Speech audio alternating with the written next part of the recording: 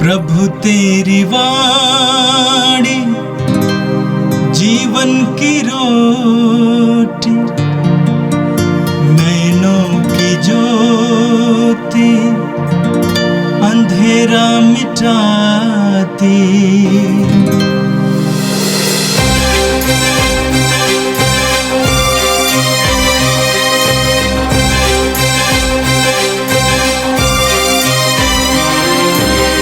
प्रभु तेरी वाणी जीवन की रोटी, नैनों की ज्योति अंधेरा मिटाती।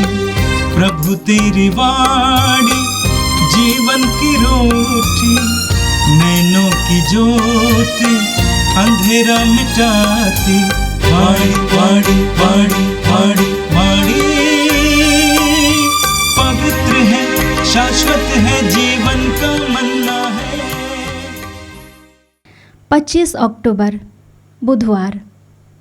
पहला पाठ रोमियों के नाम संत पौलुस का पत्र, अध्याय 6, पद संख्याएं 12 से 18। पाठ का मूल वाक्य है, आप अपने को मृतकों में से पुनर्जीवित समझकर ईश्वर के प्रति अर्पित करें। अब आप लोग अपने मरणशील शरीर में पाप का राज्य स्वीकार नहीं करें और उसकी वासनाओं के अधीन नहीं रहें। आप अपने अंगों को अधर्म के साधन बनने के लिए पाप को अर्पित नहीं करें। आप अपने को मृतकों में से पुनर्जीवित समझकर ईश्वर के प्रति अर्पित करें और अपने अंगों को धार्मिकता के साधन बनने के लिए ईश्वर को सौंप दें। आप लोगों पर पाप का कोई अधिकार नहीं रहेगा। अब आप संहिता के नहीं बल्कि अनुग्रह के अधीन हैं। तो क्या हम इसलिए पाप करें कि हम संहिता के नहीं बल्कि अनुग्रह के अधीन हैं? कभी नहीं। क्या आप यह नहीं समझते कि आप आज्ञाकारी दास के रूप में अपने को जिसके प्रति अर्पित करते हैं और जिसकी आज्ञा का पालन करते हैं, आप उसी के दास बन जाते हैं? यह दासता चाहे पाप की हो जिसका परिणाम मृत्यु है, चाहे ईश्वर की हो जिसके आज्ञा पालन का परिणाम धार्मिकता है। ईश्वर को धन्यवाद कि आप लोग जो पहले पाप के दास थे, अब सारे हृदय से उस शिक्षा के मार्ग पर चलने लगे जो आपको प्रदान की गई है। आप पाप से मुक्त होकर धार्मिकता के दास बन गए हैं। यह प्रभु की वाणी है। संत लूकस के अनुसार पवित्र सुसमाचार अध्याय 12 वाक्य 39 से 48 तक। यीशु ने कहा, यह अच्छी तरह समझ लो कि यदि घर के स्वामी को मालूम होता कि चोर किस घड़ी आएगा, तो वो अपने घर में सेंध लगने नहीं देता। तुम भी तैयार रहो, क्योंकि जिस घड़ी तुम उसके आने की नहीं सोचते, उसी घड़ी मानव पुत्र आएगा। पेतरुस ने उनसे कहा, प्रभु, क्या आप ये दृष्टांत हमारे लिए कहते हैं या सबके लिए? प्रभु ने कहा, कौन ऐसा ईमानदार और बुद्धिमान कारिंदा है जिसे उसका स्वामी अपने नौकर चाकरों पर नियुक्त करेगा ताकि वो समय पर उन्हें रसद बांटा करें। धन्य है वो सेवक जिसका स्वामी आने पर उसे ऐसा करता हुआ पाएगा। मैं तुमसे ये कहता हूं, वह उसे अपनी सारी संपत्ति पर नियुक्त करेगा। परंतु यदि वह सेवक अपने मन में कहे, मेरा स्वामी आने में देर करता है, और वो दास दासियों को पीटने, खाने पीने और नशेबाजी करने लगे, तो उस सेवक का स्वामी ऐसे दिन आएगा जब वह उसकी प्रतीक्षा नहीं कर रहा होगा, और ऐसी घड़ी जिसे वो जान नहीं पाएगा। तब स्वामी उसे कोड़े लगवाएगा और विश्वासघातियों का दंड देगा। अपने स्वामी की इच्छा जानकर भी जिस सेवक ने कुछ तैयार नहीं किया और न उसकी इच्छा के अनुसार काम किया, वह बहुत मार खाएगा। जिसने अनजाने ही मार खाने के काम किया, वह थोड़ी मार खाएगा। जिसे बहुत दिया गया है उससे बहुत मांगा जाएगा, और जिसे बहुत सौंपा गया है उससे अधिक मांगा जाएगा। यह प्रभु का दिव्य सुसमाचार है। क्रिस्त प्रभु की जय। मेरे प्रिय भाई और बहनों, आज का पहला पाठ रोमियो के नाम संत पौलुस के पत्र की अध्याय 6 से लिया गया था। हमारे ये शरीर ईश्वर की ओर से एक बहुत बड़ा उपहार है, और इस संसार में हमारे अस्तित्व के लिए यह शरीर अति आवश्यक है। और शरीर का एक एक अंग ईश्वर ने इसलिए दिया है ताकि हमारा जीवन सुखमय, सफल और अच्छा बने, पवित्र जीवन जीने के लिए, अपवित्रता के लिए नहीं दिया गया है। शायद आपने अपने शरीर पर मनन चिंतन नहीं किया होगा। आपका शरीर एक बहुत अद्भुत चीज है। इस शरीर में क्या क्या हो रहा है, मनन चिंतन करने से हम इस बात का एहसास करेंगे कि ईश्वर कितना महान है। आपने भोजन किया, उसके बाद आप भूल गए आपके शरीर में उससे बहुत कुछ बनाया जाता है। आपके शरीर में रक्त बनाया जाता है। क्या आज तक आपने सुना है कि कोई ऐसी फैक्ट्री है जहां पर रक्त बनता है, रक्त का उत्पादन होता है? कुल मिलाकर हमारा शरीर एक बहुत अद्भुत चीज है। स्तोत्रकार कहता है स्तोत्र 139 में, हे प्रभु तूने मुझे मेरी मां के गर्भ में गढ़ा और तेरा निर्माण कितना अद्भुत है। और एक एक अंग को हमें सफल जीवन जीने के लिए मदद करना चाहिए। मत्ती के सुसमाचार के अध्याय 5 उसके वाक्य 29 में प्रभु यीशु कहते हैं, यदि तुम्हारा दाहिनी आंख तुम्हारे लिए पाप का कारण बने तो उखाड़ कर फेंक दो। प्रभु ये बताना चाहते हैं कि हमारे शरीर की एक एक इंद्रियां जीवन में सफलता के लिए मदद करने के लिए हमें दी गई हैं। आज के पाठ में पौलुस भी कुछ ऐसी ही बात हमें बताते हैं। संत पौलुस कहते हैं, अब आप लोग अपने मरणशील शरीर में पाप का राज्य स्वीकार नहीं करें और उसकी वासनाओं के अधीन नहीं रहें।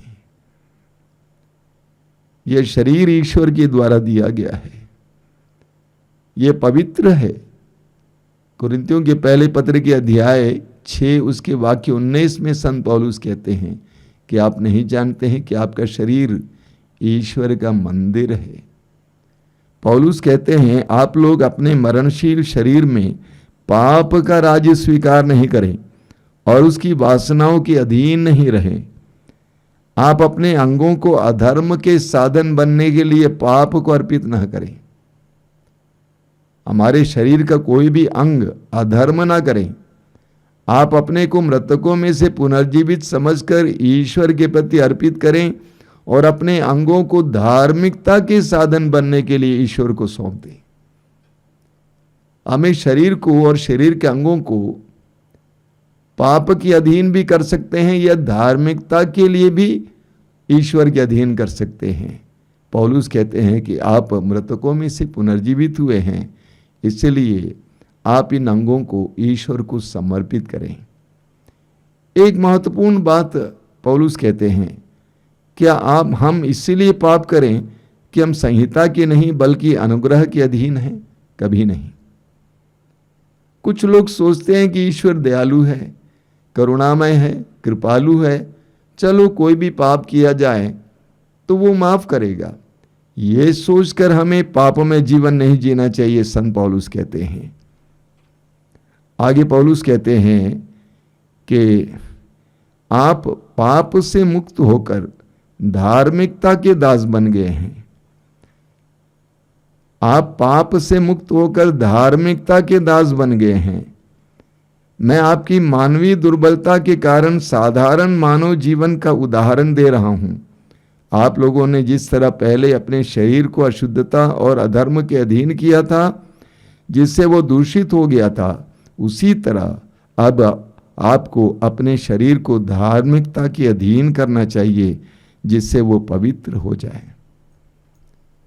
प्रभु चाहते हैं कि प्रभु का ये उपहार, ये शरीर पवित्र रहे, पवित्रता का साधन बने, धार्मिकता का साधन बने। हमारे आंखों से निकली एक एक बात, एक एक भाव, हमारी जुबान से निकला एक एक शब्द, आपके हाथों, हमारे हाथों से किया जा रहा हर एक कार्य ईश्वर को प्रिय हो, पवित्र हो, धार्मिकता का हो। और आज का सुसमाचार लूकास के सुसमाचार की अध्याय 12 से लिया गया था।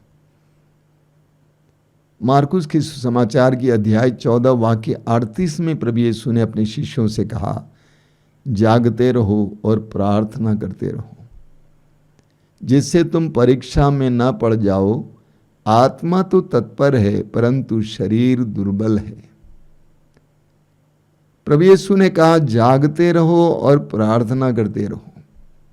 आज के सुसमाचार में प्रभु यीशु कहते हैं, ये अच्छी तरह समझ लो, यदि घर के स्वामी को मालूम होता कि चोर किस घड़ी आएगा तो वो अपने घर में सेंध लगने नहीं देता। आगे प्रभु कहते हैं, तुम भी तैयार रहो, क्योंकि जिस घड़ी तुम उसके आने की नहीं सोचते, उसी घड़ी मानव पुत्र आएगा। हर विश्वासी को, हर मसीही को हर समय जागते रहना है, प्रभु के इंतजार में रहना है और शैतान के आक्रमण के भी इंतजार में रहना है। हर समय जगे रहना है। मत्ती के सुसमाचार के अध्याय 13 में हम पढ़ते हैं जंगली बीज का दृष्टांत। एक मनुष्य ने अपने खेत में अच्छा बीज बोया, उसके बाद वह और उसके नौकर सो गए तो दुश्मन ने आकर उसमें जंगली बीज बो दिया।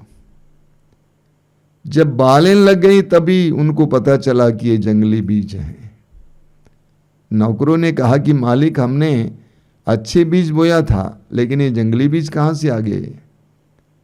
तो मालिक ने कहा, जब हम सोए थे उस समय शायद दुश्मन ने किया है। एक विश्वासी कभी भी अपने जीवन में सुस्त नहीं रह सकता है। हमें हर समय चुस्त रहना है, जागते रहना है। हम नहीं जानते कि प्रभु किस घड़ी आएंगे, हम ये भी नहीं जानते कि शैतान भी किस घड़ी आएगा।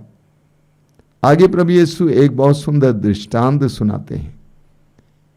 एक मसीही को और एक विश्वासी को प्रभु यीशु एक कारिंदा से तुलना करते हैं।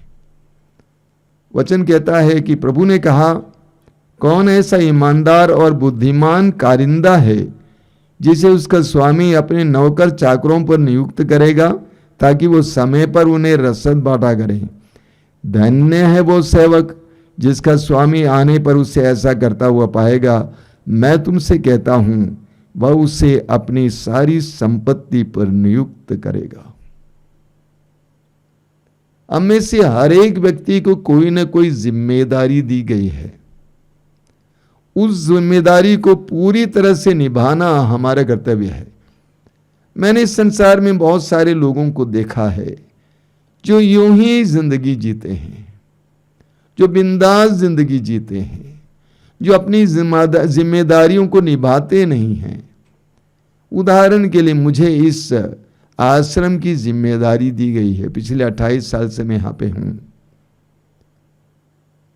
और मैं जहां तक हो सके उसको अच्छी तरह चलाने के लिए प्रयास करता हूं, क्योंकि मैं जानता हूं कि प्रभु ने मुझे ये जिम्मेदारी दी है।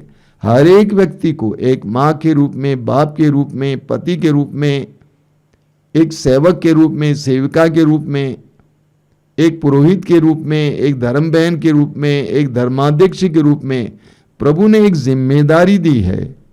अगर हम उस जिम्मेदारी को निभाते हुए पाए जाएंगे तो प्रभु कहते हैं धन्य है वो सेवक जिसका स्वामी आने पर उसे ऐसा करता हुआ पाएगा।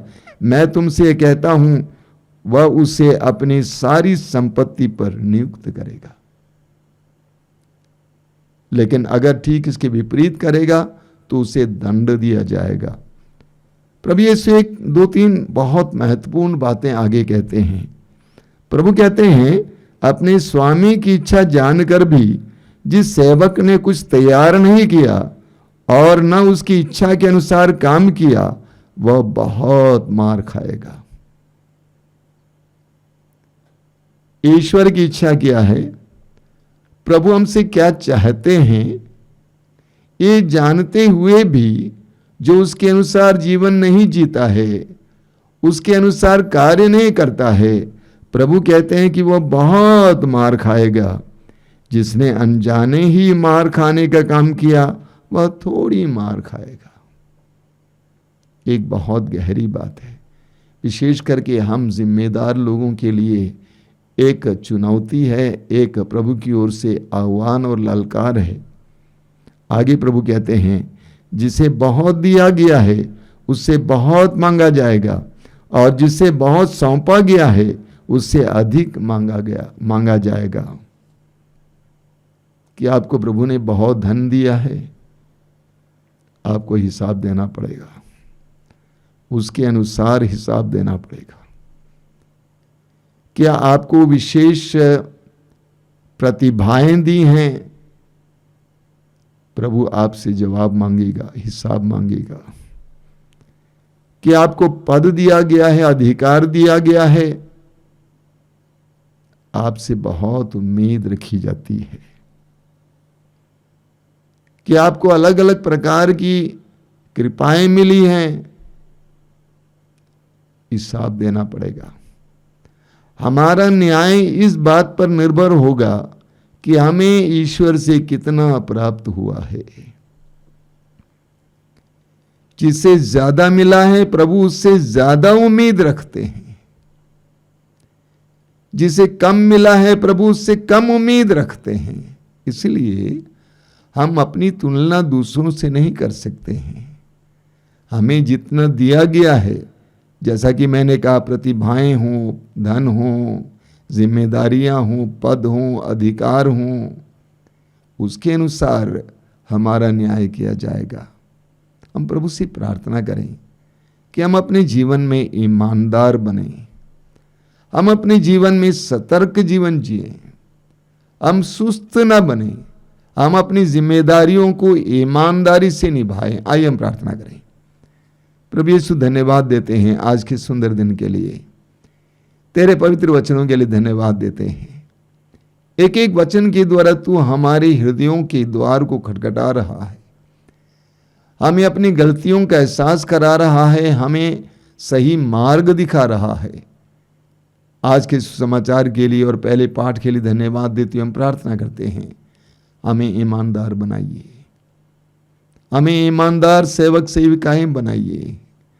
जो भी जिम्मेदारियां हमें दी गई हैं हम बखूबी उसे निभा सकें। हे प्रभु यीशु, इन वचनों को सुनने वाले एक एक भाई बहन को आशीर्वाद देना। आज का संपूर्ण दिन उन सब के लिए आशीष का दिन बने। हमारी इस प्रार्थना को ग्रहण कर, आमीन। प्रभु तेरी वाणी जीवन की रोटी, नैनों की ज्योति अंधेरा मिटाती। वाणी वाणी वाणी वाणी वाणी पवित्र है, शाश्वत है, जीवन का मन्ना है।